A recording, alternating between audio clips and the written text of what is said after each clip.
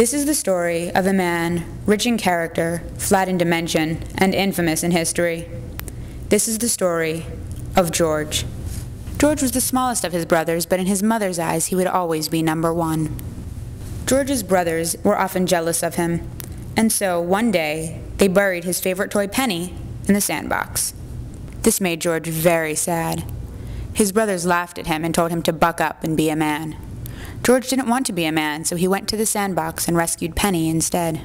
He and Penny hugged and hugged and hugged and hugged. Suddenly, George had an idea.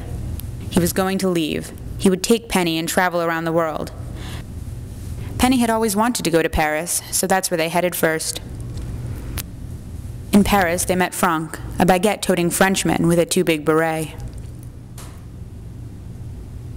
In Japan, they met Yen, a wonton woman who ran an online sushi house. In Israel, they met Shekel, a falafel salesman with expensive taste. In Canada, they met Aboot, an agreeable hockey player who was suspended for checking. Finally, George and Penny decided it was time to go home. They went to the nearest airport and tried to purchase a plane ticket. But the fare was exactly 1 penny.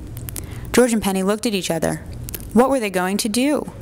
George refused to leave Penny behind, and Penny wasn't too fond of staying behind without George.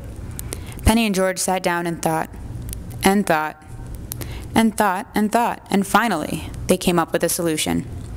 Instead of going home, they lived happily ever after on the banks of the Nile. And even though they never returned home, George made sure to send the occasional postcard, just to show his brothers what they were missing out on.